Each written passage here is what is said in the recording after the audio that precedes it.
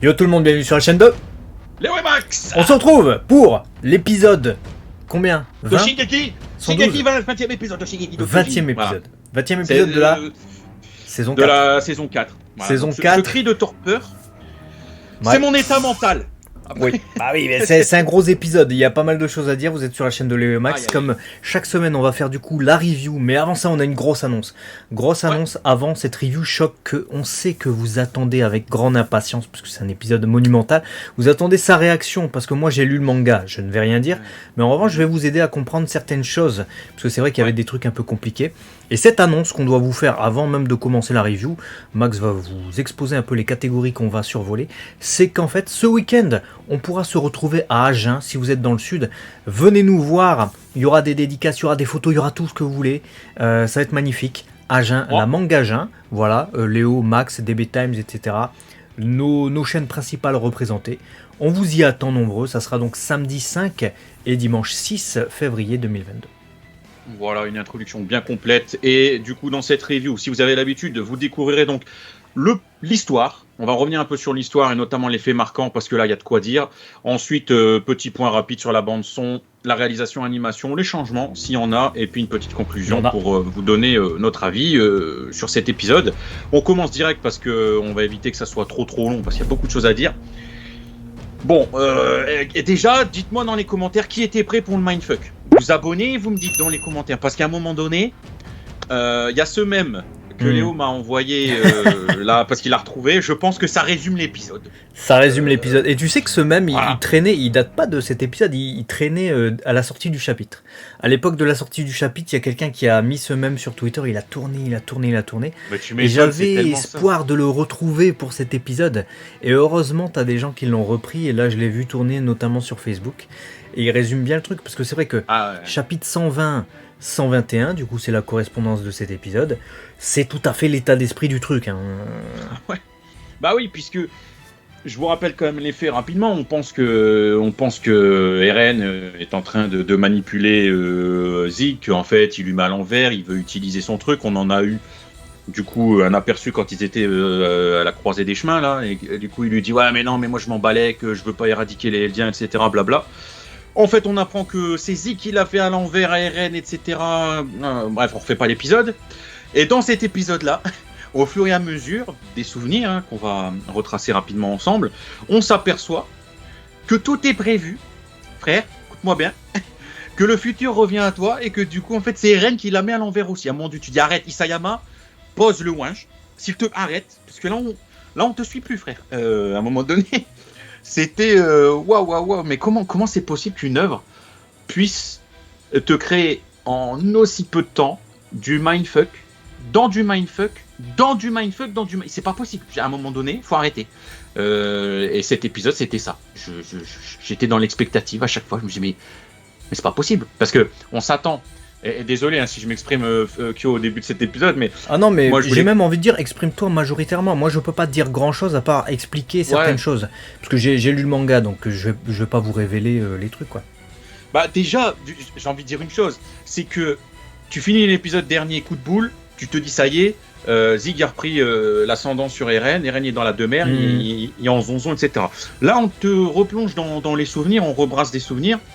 Et au fur et à mesure des souvenirs où c'est censé être Eren qui est là pour être, comment dirais-je, pour avoir un électrochoc, pour être réveillé par son frère en mode regarde qui était ton père, regarde ton modèle. C'est ce qu'il attend effectivement, Zeke. Zeke il croit vraiment qu'il va assister, parce que Zeke lui finalement il a pas vu Grisha sur l'île du paradis. Non. Donc il s'est fait une idée, il s'est monté la tête tout seul durant toutes ces années et il pense que l'image de Grisha qu'on va voir va correspondre à lui ce qu'il a en tête. Tu vois ? C'est ça, et non, parce que et au fur et à mesure de cet épisode, j'aime bien parce qu'il y a Eren, il est comme ça, il regarde Zeke comme ça, il fait voilà. Alors, il y a quoi? Je veux dire, à un moment donné, ouais. Et alors, c'est quoi t'as un problème? T'as un problème, Jésus? Et Jésus passe son épisode, la bouche bée, comme ça, il fait ah ouais, mais ça, j'avais pas prévu, Héran. Ça, on m'avait pas dit ça. Non. Et tout l'épisode, c'est ça, jusqu'à la fin. Et je me suis dit, oh là là. Mais l'arroseur arrosé, quoi.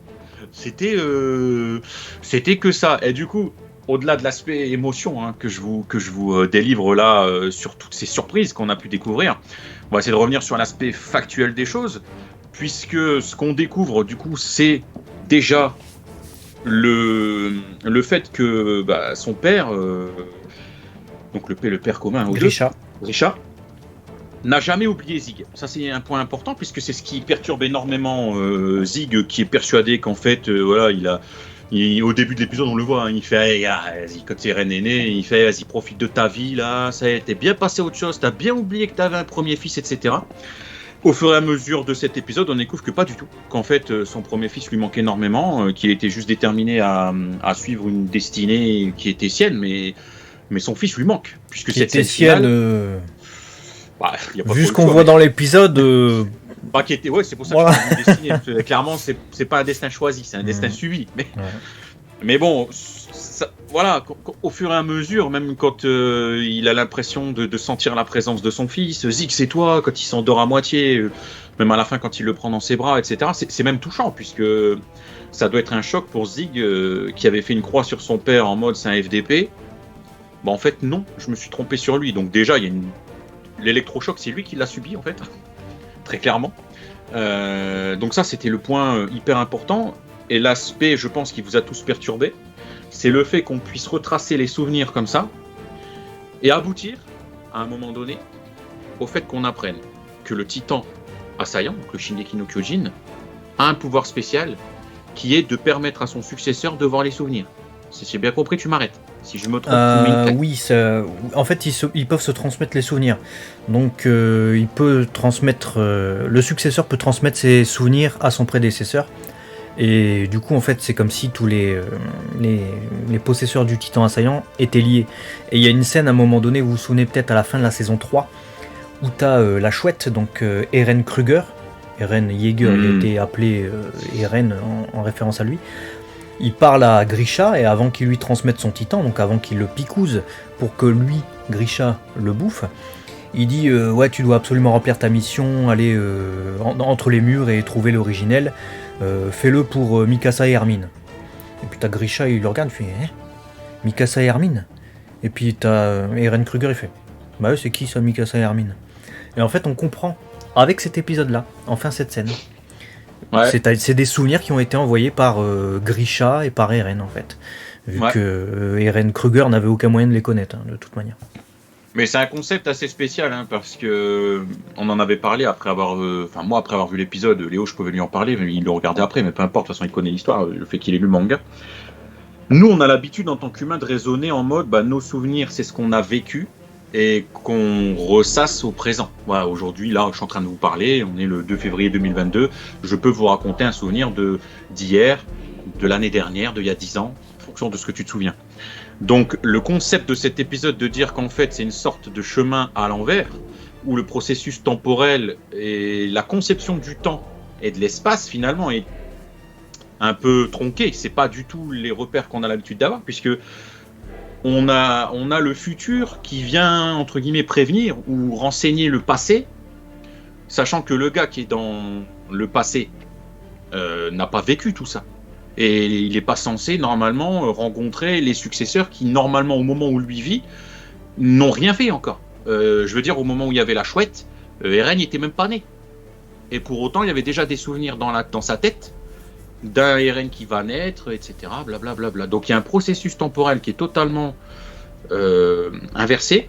Et je me suis posé la question si c'était pas lié à cette croisée des chemins, puisqu'on a vu que le temps pouvait aller hyper vite, un éclair de temps, notamment quand on avait vu Zig être guéri, etc. Par Ymir. Tout comme le fait que tu puisses être dedans et il se passe une éternité, on le voit aussi, encore une fois, avec Zig, qui a des longs cheveux, beubars, les ongles, qui dit qu'il a depuis une éternité. Donc on a l'impression que la notion temporelle, elle est totalement tronquée dans ce truc-là, et on peut se dire que si le temps présent, dans ce monde-là, et dans le monde où ils sont, se passe pas de la même manière, il y a peut-être moyen qu'il y a un des deux mondes qui va plus vite, et du coup ça permet d'avoir un futur qui peut se recroiser à cet endroit-là avec le présent, le passé, enfin bref, c'est un peu comme ça que je me suis dit, parce que sinon je comprends pas comment le futur peut revenir avant même qu'il ne se soit passé. à part une faille temporelle. Donc voilà, ça c'est une théorie de ma part, ça tombe, je suis totalement à la ramasse, j'essaye de comprendre surtout. C'est en partie expliqué dans cet épisode avec la déclaration de Grisha, qui dit que on peut recevoir les souvenirs du prochain en fait. Ce qui fait que en fait, quand Grisha il voit Zik, tu vois, quand il fait Zik c'est toi, mon fils c'est toi, et il regarde un peu dans le vague et il a l'impression de le voir, il sait pas trop. Ouais. En fait, ce qui se passe, c'est que il le voit pas. Grisha il voit pas Zik. En revanche, il voit le souvenir d'Eren qui lui est avec Zik. Eren et Zik pour Grisha sont invisibles en fait, il les voit pas. En revanche, Eren lui envoie, déjà il sélectionne ce qu'il lui envoie, c'est dit dans l'épisode, hein. Il dit Eren pourquoi tu m'envoies pas tout, etc. J'ai pas vu quand les murs ils ont été pétés, qu'est-ce qui arrive à Karla, etc. Ouais, je l'avais pas compris comme ça, en fait, quand il voit Zik, c'est à travers les yeux d'Eren. Eren est derrière lui hein, quand Grisha il voit Zik. Et vu qu'Eren lui envoie des souvenirs, en fait, c'est comme ça qu'il se voit en fait Grisha. Et il y a des scènes qui sont ouf malades dans cet épisode, mais dans le manga également. C'est tu sais le truc de la clé là. Ça c'est une scène qu'on revoit depuis la première saison hein, en boucle. Et c'était le moment où il dit avant de partir et après on le reverra plus Grisha. Après on a eu des flashbacks. Hein. Mais ouais, Eren, je m'en vais. Dès que je reviens, je te montrerai ce qu'il y a à la cave. À la cave, on sait ce qu'il y avait. Souvenez-vous, c'était ce bouquin où il avait la photo de Zik et de sa femme, famille royale aussi. Et il avait mis au dos de la photo, ceci n'est pas un portrait, un tableau, c'est une photographie et les humains ne sont pas morts, blablabla, au-delà des mers. Donc la grosse révélation hein, qu'on avait eue à la fin de la saison 3. Eh bien, au moment où il montre cette clé, tu vois qu'il regarde pas en fait son petit garçon Eren, il regarde en face de lui, et en face de lui il y a quoi? Eren adulte, tu vois. Et en fait qu'est-ce qu'il voit en fait à ce moment-là? Il voit le souvenir de lui-même avec la clé entre les mains, parce qu'il voit à travers les yeux d'Eren. Donc il y a une mise en abîme constante dans cet épisode avec, tu vois le regard de Grisha qui regarde Eren alors qu'il est pas censé le voir, tu vois. C'est un truc de malade et tu comprends après pourquoi. Parce que tous les souvenirs qu'il a en fait, Grisha, et toutes les connaissances qu'il a, c'est Eren qui lui a envoyé en fait. Et du coup la question que je me pose c'est que là les différents souvenirs que Zig a l'impression de sélectionner pour Eren, dans lesquels il voyage, c'est Eren qui les choisit finalement ces moments où... pour inciter son dans un deuxième chemin. Dans un deuxième temps, je pense. Dites-moi dans les commentaires, hein, n'hésitez pas à argumenter là-dessus. Mais dans un premier temps, tu vois, c'est Zik qui ouvre les portes. Il fait allez, suis-moi, scène suivante, scène suivante. Et au moment où ça commence à basculer, t'as vu que c'est Eren qui fait allez, à la suivante. Et là, t'as Zik, au moment où il est bouche bée, et c'est Eren qui lead le truc. Tiens. Du coup, c'est à se demander si dès le début il était préparé à ce que les portes qui s'ouvrent c'était celle-là et à ce qu'il devait faire pour manipuler le game, parce que j'avais pas saisi moi ce que tu as expliqué il y a quelques instants, à savoir le fait qu'il sélectionnait les souvenirs que pouvait voir Grisha. À Grisha, oui. Mais du coup, c'est encore plus pervers de la part d'Eren, parce que moi je pensais que c'était vraiment le fait que comme il avait une incidence de par ses souvenirs sur le passé, il incitait sur le moment T la chose qu'il n'avait pas choisie. Mais il revivait cette scène-là, choisie par Zig, donc il agissait dans cette scène-là. Mais en fait, si c'est lui qui choisit les souvenirs que doit voir Zig, etc., c'est-à-dire qu'il y a encore une manipulation plus profonde de la part d'Eren, même pour son père, pour que les choses se passent telles qu'elles doivent se passer dans le futur, à tel point que ça effraie même son propre père, qui à la fin demande à Zig d'arrêter Eren. Il dit oui, arrête-le absolument, j'ai vu ce qu'il veut faire, etc. Surtout arrête-le. Mais il dit un truc inquiétant, il dit à Zik que ouais, ton plan ne se réalisera pas, arrête Eren. Il y a une belle scène quand même où finalement Zik, qui avait voué toute sa vie à haïr son père, alors que dans son enfance il l'aimait, hein. Il l'a dénoncé pour protéger un nombre plus important de personnes, et notamment ses grands-parents. C'était Xaver, hein, son père adoptif, hein, qui joue au baseball avec lui, qui lui a transmis le titan bestial, qui lui avait demandé de dénoncer ses parents pour pas qu'ils soient tous envoyés sur l'île du paradis, picousés, transformés en titans. Du coup, comme ça, il n'y a eu que les parents, Grisha et sa femme. Et après ça, il a haï son père. Il a grandi, lui, à Mar avec... voilà, il s'est fait quand même quelque part lobotomiser, même si il pensait être plus libre et avoir sa propre raison et la mettre à l'envers à Mar. Quelque part, il se disait, ouais, mon père, il m'a oublié, regarde, il a fait un autre enfant et tout, ce gars-là. Qu'est-ce que c'est que ce gars, quoi. L'inversion des sentiments à la fin, parce que tu penses que voilà, Eren est à fond sur son père et il faut qu'il ouvre les yeux, Zig, il le déteste. Et à la fin de cet épisode, c'est limite, Zig renoue avec son père, il lui pardonne quelque part parce qu'il a compris beaucoup de choses. Et le père veut en terminer avec Eren qui est en train de fomenter un plan, on sait pas quoi, mais qu'il faut à tout prix arrêter. Donc en fait, c'est l'inverse. C'est l'enfant chéri devient l'enfant détesté, tu vois. Enfin, les deux s'inversent en fait. Alors, on sait pas s'il est détesté, mais ouais, effectivement, Eren, c'est lui qui a tout manipulé là. C'est l'homme à abattre. Dans la bouche de son père, c'est l'homme à abattre. En même temps, ce qu'il fait dans cet épisode quand même est assez traumatisant même pour le spectateur, puisque on se trouve des excuses, que ce soit les lecteurs du manga, que ce soit les viewers de l'animé, depuis longtemps, avec les agissements d'Eren en mode ouais mais non, c'est le héros, t'inquiète. Là, c'est vrai que dans cet épisode, la phrase... Tu te rappelles qu'il y avait, et je l'ai dit, que ce passage a été rajouté, c'était dans l'épisode d'avant ou l'épisode encore d'avant, je sais plus. Il y avait le flashback où il s'échangeait la balle de baseball que Eren a même fait exprès de ne pas rattraper. Ouais. Et j'avais dit que l'animé avait rajouté un flashback qu'on avait déjà vu il y a longtemps en fait, mais précisément à cet endroit-là, on comprend maintenant pourquoi ils l'ont rajouté, parce que c'est une scène où Eren il dit j'ai vu les souvenirs de mon père et je l'ai vu écraser avec sa main de titan des enfants, etc. et tout. C'était horrible, etc. J'ai encore les sensations, mais c'était un sacrifice nécessaire. Ouais, sacrifice qu'il a incité. Parce que c'est lui qui l'a voulu. Ouais. En fait, et on le comprend dans cet épisode. Mais pour moi, Eren, tu vois, il est en train de... Enfin, il commençait déjà à l'être dès lors qu'il s'est laissé pousser la beubare les cheveux et qui est parti en mode dépresse. C'est un anti-héros pour le moment. Peut-être qu'il va changer et qu'il va partir après sur des bords de personnes à haïr, mais je sais pas quel est son but final.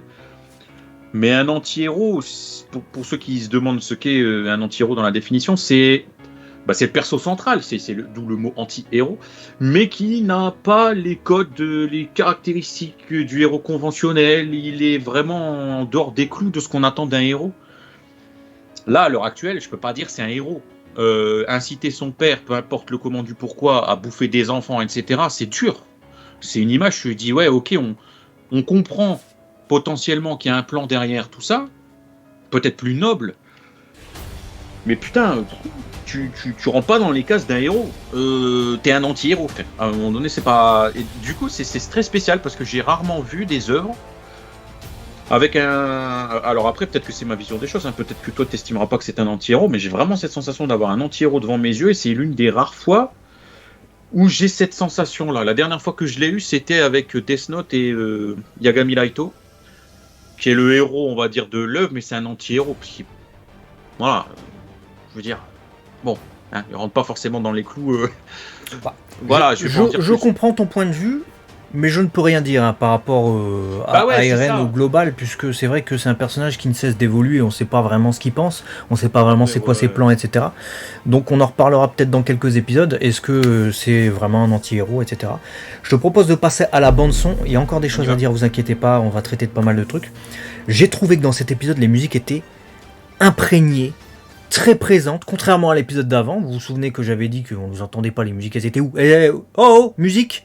Alors que là, le son des musiques était presque aussi fort que les voix, certaines fois. Donc elles étaient très présentes, mais j'ai beaucoup apprécié en fait, parce que ça m'a plongé véritablement dans l'ambiance et dans les sentiments, et dans le côté dramatique des situations. Je suis d'accord avec toi, j'ai rien à rajouter. C'est exactement ce que je voulais dire sur la bande-son. J'ai été noyé par cette ambiance sonore et le jeu, les voix, Grisha, Zig, l'aspect narratif au sein de moments que tu vis, c'était incroyable. Ça m'a emmené. bravo pour la bande son, top. J'ai rien de plus à dire. C'est génial. Tout comme l'animation, la réalisation, un bel réal, bien inspiré, encore une fois, qui adapte bien le manga. Et le respect aussi de la déformation des visages qu'on voyait dans le manga, qui rend compte en fait de... Comment dire, d'un changement chez les personnages. Ah ouais, c'était... Elle était simple mais efficace parce que c'est un sujet qui est pas facile à traiter, qui est pas facile à faire comprendre aussi. Et pour autant, on a abouti à quelque chose de très, très costaud. Donc non, top, vraiment top. Changement du coup ? Changement du coup, alors dans le manga, lorsque Eren et Zik observent Grisha qui est aux soins d'un patient noble, voilà, il fait ses actes de médecine, on va dire. Ils l'observent par la fenêtre dans l'animé, tandis que dans le manga, ils sont dans la même pièce. Donc c'est un changement de mise en scène, mais je comprends que c'était peut-être pour ne pas être redondant. Il y a des changements de mise en scène également sur certains plans, comme avec Hannes. Ils sont pas positionnés non plus au même endroit. La scène avec Kenny, on a un gros plan directement sur le visage de Kenny dans l'animé. C'est pas le cas dans le manga, où on le voit véritablement comme ça, en mode « qu'est-ce qu'il fout là, lui », etc. Donc on comprend que Kenny était là parce qu'il est aux côtés de la famille royale, vous le savez certainement. Ça a été dit en saison 2 ou 3, je sais plus, 3, où il était le garde du corps d'Uli, qui était l'ancien roi avant Frida Reis, la demi-sœur d'Historia. Donc il gardait la famille royale, donc c'était un proche de la famille royale. Et là, il voit Grisha qui était un peu trop proche des nobles, tu vois. Et qu'est-ce qu'on voit en transition ? Vous avez peut-être remarqué, que ce soit dans l'anime ou dans le manga, Grisha, juste après avoir fait son intervention auprès d'un noble, on le voit découvrir comme par hasard la chapelle, la fameuse chapelle secrète de la famille royale. Mais il se gardera bien de remplir sa mission à ce moment-là.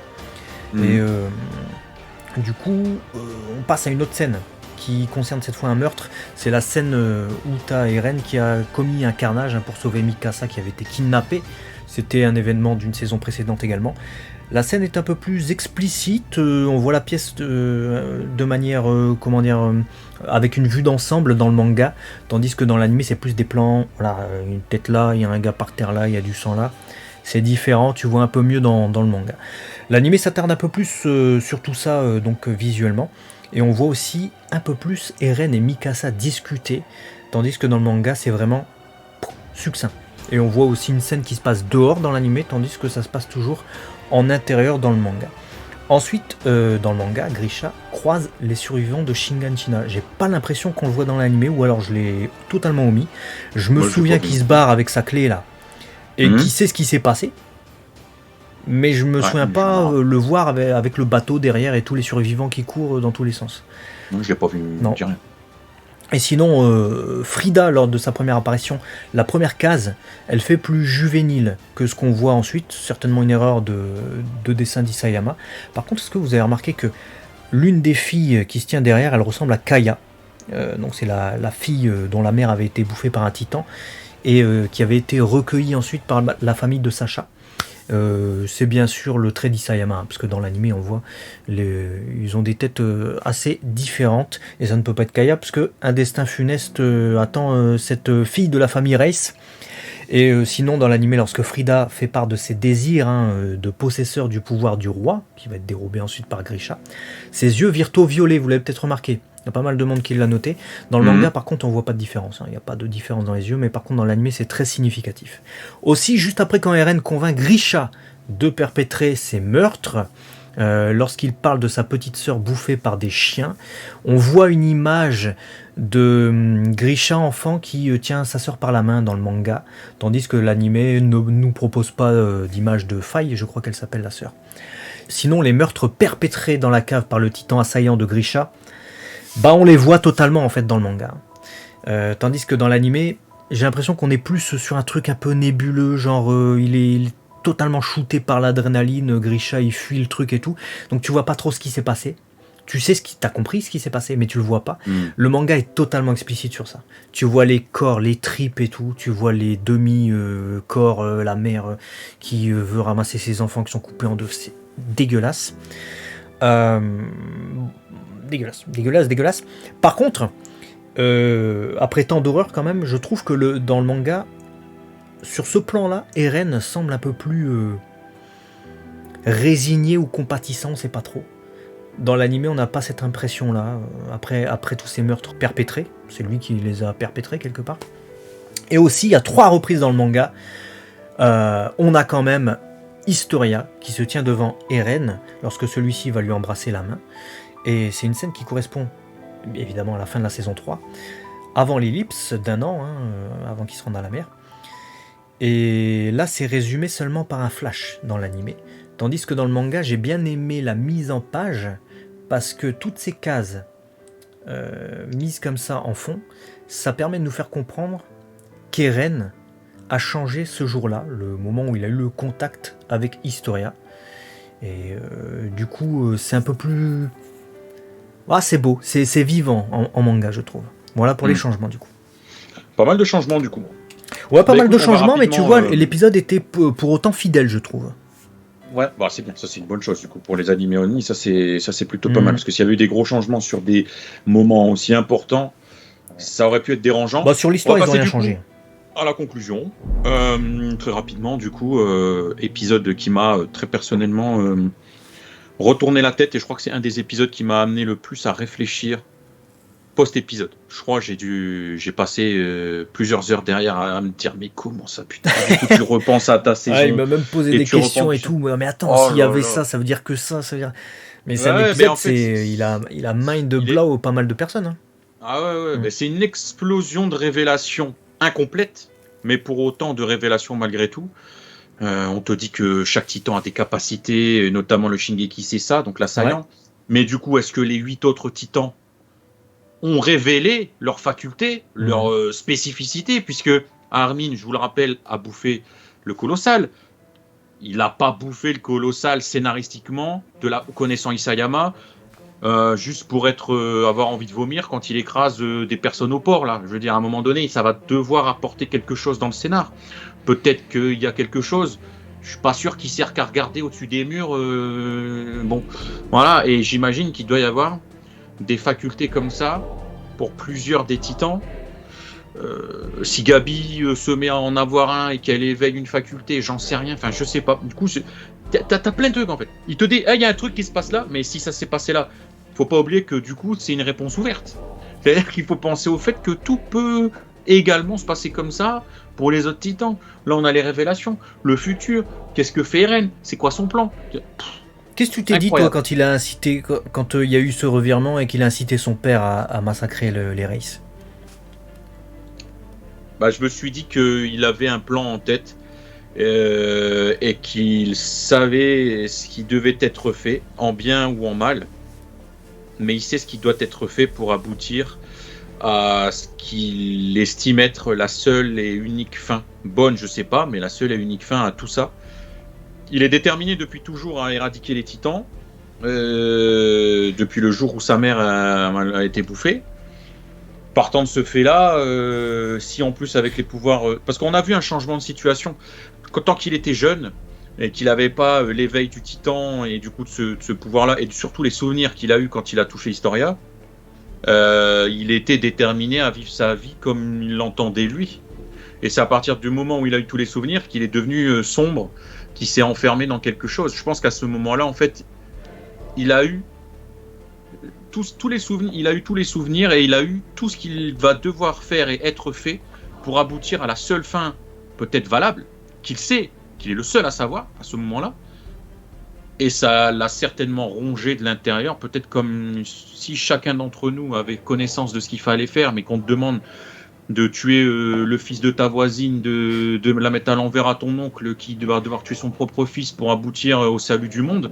Je dis que n'importe quoi, il y a un moment donné, je peux comprendre que tu sombres dans la dépresse. Bon. Tu vois, donc je me suis dit, il va jusqu'au bout. Il sait qu'il doit aller jusqu'au bout. Pour autant, après, est-ce que t'aurais tué des enfants, toi? Bah, j'en sais rien, frère. Moi, j'ai pas les souvenirs aussi. Je sais pas la fin, tu vois. Non, mais est-ce que ça vaut le coup, la question quand j'aurai la fin. Il aurait pu épargner les enfants et tuer juste merde, comment il s'appelle, Rodrice. Il aurait pu tuer juste Frida. C'est vrai. Mais je pense qu'il... Les autres, ils avaient pas de titan de toute façon. Après, c'est peut-être comme Doctor Strange. Hein. Peut-être que en laissant des enfants de famille royale ou que sais-je, ça crée des possibilités. différente et que la fin qu'il a prévue ne se réaliserait pas comme telle si tous les éléments sont pas réunis. Je sais pas ce qu'il a dans sa tête, Eren. Donc, faudra me reposer la question à la fin de l'œuvre. Est-ce que tu aurais fait comme lui pour aboutir à ça? Bah tiens, on se reposera la question à la fin de l'œuvre. Ouais. Une fois le truc abouti, est-ce qu'on aurait fait pareil que ce qu'on a vu dans cet épisode? Parce que je pense que ça mérite de se poser la question, effectivement, parce qu'on voit des actes quand même assez dramatiques. Et j'ai très hâte de voir le prochain épisode qui s'appelle De toi il y a 2000 ans, je crois. Voilà, c'est un titre qui fait écho. C'est l'épisode 80, le prochain. Au total, pas dans cette saison-là. Au total, c'est l'épisode 80 et il fait écho au titre de l'épisode 1 de la saison 1. Voilà, je dis ça. Je dis rien. Salut, au revoir. Abonnez-vous, on vous aime très fort. Allez, ciao. À la prochaine.